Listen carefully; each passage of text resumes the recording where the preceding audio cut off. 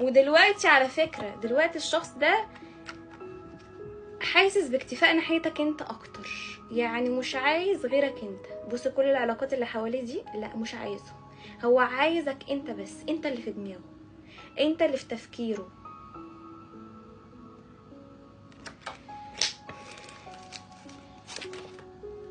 هيكلمك الشخص ده عايز معاك ايه؟ عايز يقولك مشاعره، عايز يقولك ان هو بيحبك، عايز يقولك ان هو رفضك عشان كان عنده ظروف تمنعه ان هو يتجوزك او ان يكون معاك. في ظروف مادية، ممكن ظروف في مسافة، في جنسية. رغم ان ممكن يكون عمل لك بلوك زي ما قلت لك في الطاقه دي، ممكن يكون عمل بلوك، او ممكن يكون اصلا حذفك مثلا على السوشيال ميديا. ممكن يكون الشخص ده موجود معاك على السوشيال ميديا بس ما بيكلمكش، متجاهلك، فاهمني؟ فهو الطاقه هنا الشخص ده عايز يعتذر منك، بس هو المره دي شافك انك انت مشيت وبعدت بلا رجعه. انت المره دي مشيت وخرجت من حياته بلا رجعه.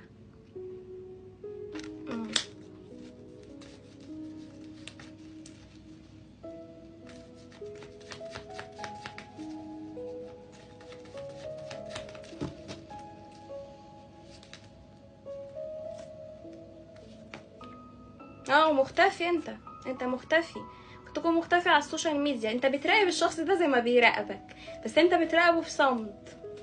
انت ممكن تكون ما بتبينلوش انك بتشوفه او مركز معاه. حاسه في طاقتكم في مراقبه كده في صمت. لو مفيش بلوكين انت بتراقب في صمت، او بتراقب البلوك، هل البلوك اتشال ولا ما اتشالش.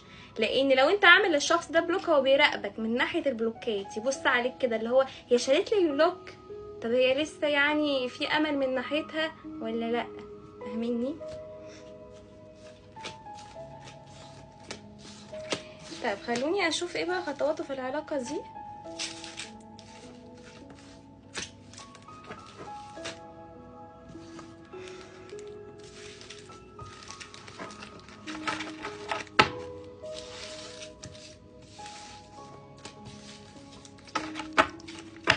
حتى انك انت ترفع عليه سماعه التليفون، والله دي طاقته. يعني بصوا دي طاقته دلوقتي، زي ما تكون انت يعني استكترت عليه قلبك ومشاعرك ونفسك، شايف نفسك كتير على الشخص ده. هو شايفك في الطاقه دي وشايف حقك، لان لو انت مرة بتسمعي انت جميله قوي وعندك فرص كتير قوي وعندك علاقات كتير قوي، وشايفاه ان هو يعني عنده غيره من اللي حواليكي، غيرة جدا عليك الشخص ده، في طاقة غيرة، في طاقة مراقبة، في طاقة ان هو مش مستعد ان هو يسيبك بسهولة. صح في انفصال مؤقت او في ممكن بعد، بس ده ما يرجعش ان هو هيسكت، لا، في كلام، في تواصل، في تصريح مشاعر هنا. دي طاقته، فاهميني؟ وبيفكر في ايامكم مع بعض.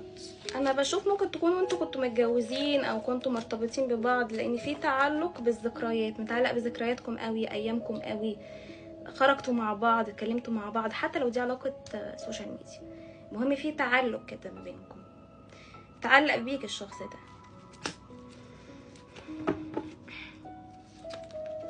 هل في تواصل؟ في طاقه تواصل، انتظروا طاقه تواصل، انتظروا طاقه رفع بلوكات. ما شاء الله الناس اللي حاضرين معايا في الطاقه دي، هقول لكم اعلى طاقه الناس اللي حاضره هنا. عندي برج الثور، عندي برج الدلو، عندي برج الجدي، عندي كمان برج العذراء، جميع الابراج الترابيه والابراج المائيه، عقرب وسرطان وجوزاء ظهر معايا برضو.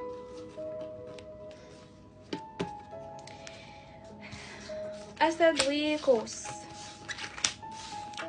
اكتر ناس الطاقه بتاعتهم ان شاء الله ماشيه بقوه، وفي منهم كده خطوات الفتره الجايه او رساله او فك بلوك اللي انا ذكرت ابراجهم دلوقتي. تمام.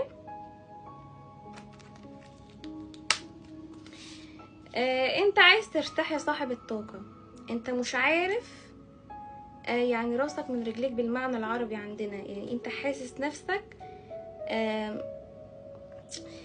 متلخبط، مش قادر تحدد مشاعر الشخص ده، وده يرجع ان ما كانش شخص صريح في مشاعره، الشخص ده كان مش صادق في مشاعره معاك. حتى لو قالك انا مش عايزك، او ان خلينا صحاب، خلينا حبايب، خلينا